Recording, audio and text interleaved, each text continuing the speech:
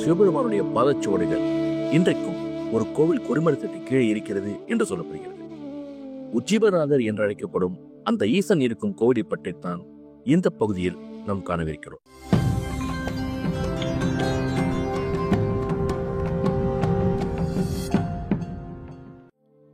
உய்யக்கொண்டான் மலை என்று அழைக்கப்படும் இந்த பகுதி திருச்சியிலிருந்து வயலூர் செல்லும் சாலையில் அமைந்திருக்கிறது.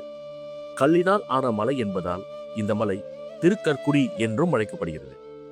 50 அடி உயரத்தில் இருக்கும் இந்த மலையில்தான் உஜ்ஜீவநாதர் கோயில் அமைந்திருக்கிறது. இந்த மலை ஓம் என்னும் பிரணவ மந்திரத்தின் வடிவத்தில் அமைந்திருக்கிறது. உய்யக்கொண்டான் என்ற பெயருக்கு உயிர் வாழ்வதற்கு அருள் செய்தான் என்ற பொருள் கொள்ளலாம்.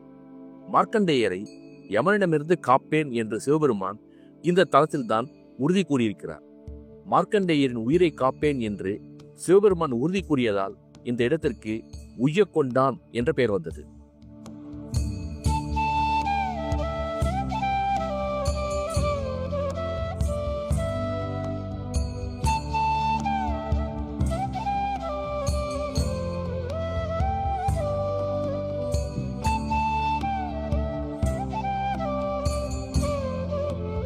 தரைதளத்திலிருந்து கிட்டத்தட்ட 40 படிகள் ஏறினால் மலை கோயிலை நம்மால் அடைய முடியும். அங்கிருந்து இன்னும் ஒரு 10 படி ஏறினால் கோவிலின் மண்டபத்தை நம்மால் அடைய முடியும். இந்த கோவில் நந்திவர்ம பல்லவனால் கட்டப்பட்டது என்று சொல்லப்படுகிறது. அதற்கு பின்பு 950ஆம் வருடம் செம்பியன் மாதேவியால் இந்த கோவில் விரிவாக கட்டப்பட்டிருக்கிறது என்று இங்கே கிடைத்த கல்வெட்டுகளின் மூலம் நம்மால் அறிய முடிகிறது. பாடல்பெற்ற சிவஸ்தலங்களுள் சோழ நாட்டின் தென்கரையில் இருக்கும் ஒரு கோவில் இது. இங்கு இருக்கக்கூடிய மூலவரின் பெயர் உஜ்ஜீவநாதர், அம்பிகையின் பெயர் அஞ்சனாட்சி என்பதாகும். இந்த கோவிலில் 5 தீர்த்தங்கள் உள்ளன. அவை உள் ஒளிர் ஓடை, குடமுருட்டி, ஞானவாவி, எண்கோண கிணறு மற்றும் நாற்கோண கிணறு என்பதாகும். மலைக்கு மேலே 40 அடி உயரத்தில் மதில்கள் எழுப்பப்பட்டு அதற்குள்ளே அமைந்திருக்கிறது இந்த கோவில். இந்த மலையிலிருந்து பார்த்தால் சுற்றுப்புற நகரம் அருமையாக நம் கண்ணுக்கு புலப்படும். திருச்சியிலே இருக்கும் முச்சுப்பிள்ளையார் கோவிலையும் ஸ்ரீரங்கம் கோவில் ராஜகோபுரத்தையும் இங்கிருந்து நம்மால் தெளிவாக காண முடியும். இப்பொழுது இந்த கோவிலை பற்றி சொல்லப்படும் புராண கதையினை காண்போம். மிருகண்ட மகரிஷி என்னும் முனிவருக்கு பல வருடங்களாக குழந்தை இல்லை. குழந்தைக்காக கடும் வழிபாடு செய்த அவர் முன் தோன்றிய இறைவன், உனக்கு நீண்ட ஆயுளோடு ஒரு குழந்தையை கொடுக்கிறேன், ஆனால் அவனுக்கு பெரிய அளவில் புத்தி இருக்காது, இல்லையே 16 வயது வரை மட்டுமே வாழக்கூடிய மிகவும் புத்திசாலித்தனமான ஒரு மகனை கொடுக்கிறேன், உனக்கு யார் வேண்டும் என்று கேட்கிறார். தனக்கு புத்திசாலியான மகன் வேண்டும் என்று கேட்க அப்படியே அருளிச் செல்கிறார் இறைவன். சில மாதங்களில் மிருகண்ட மகரிஷிக்கும் அவருடைய மனைவிக்கும் ஒரு ஆண் மகவு கிடைக்கிறது.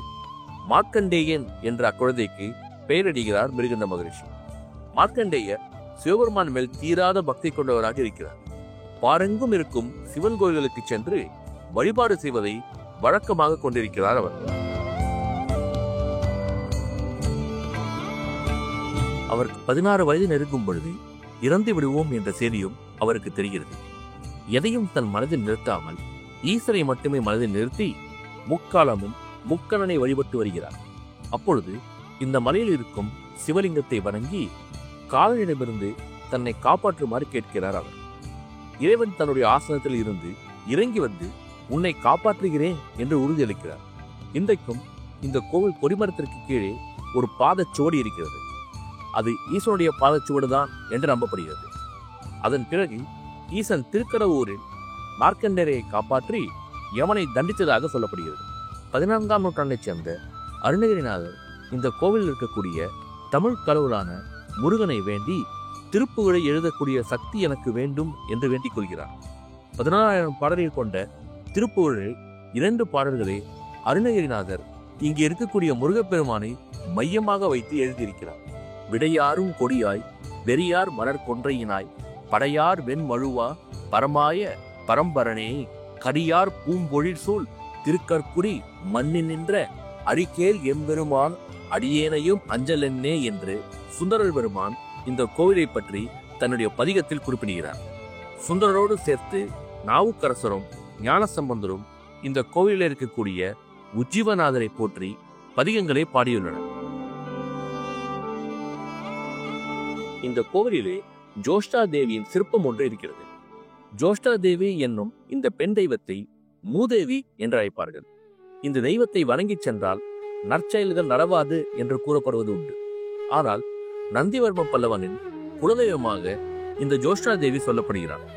எந்த செயலை செய்வதற்கு முன்பும் நந்திவர்ம பல்லவன் இந்த பெண் சக்தியை வழிபட்டுச் செல்வார் என்று நம்பப்படுகிறது. இன்றைக்கும் இந்த பகுதி மக்கள் தங்கள் பயணம் செய்யும் பொழுது விபத்துக்கள் ஏதும் ஏற்படாமல் இருக்க இந்த ஜோஷ்டா தேவி வணங்கிச் செல்வது வழக்கமாக இருக்கிறது.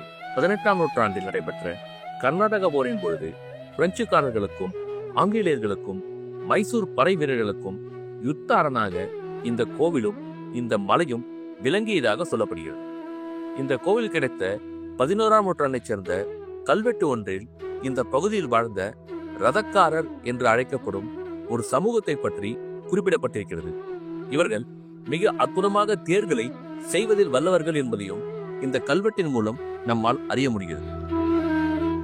பேரரசன் ராஜராஜ சோழன் தன்னுடைய ஆட்சி காலத்தில் திருச்சியை சுற்றியுள்ள நிலப்பகுதிகளுக்கு நீர்ப்பாசனம் செய்வதற்காக உய்யக்கொண்டான் கால்வாய் என்னும் கால்வாயை ஏற்படுத்தினான் என்ற குறிப்பும் இங்கே கிடைத்த கல்வெட்டுகளின் மூலம் நம்மால் அறிய முடிகிறது. மலைகள் சப்தமிடுவதில்லை என்னும் ஒரு சொற்றொடர் உண்டு. அப்படி சத்தம் இல்லாமல் அமைதியாக இருக்கும் இந்த உய்யக்கொண்டான் மலைக்கு மேலே உள்ள இந்த கோவில் உங்களுக்கு அற்புதமான ஒரு அனுபவத்தை கொடுக்கும்.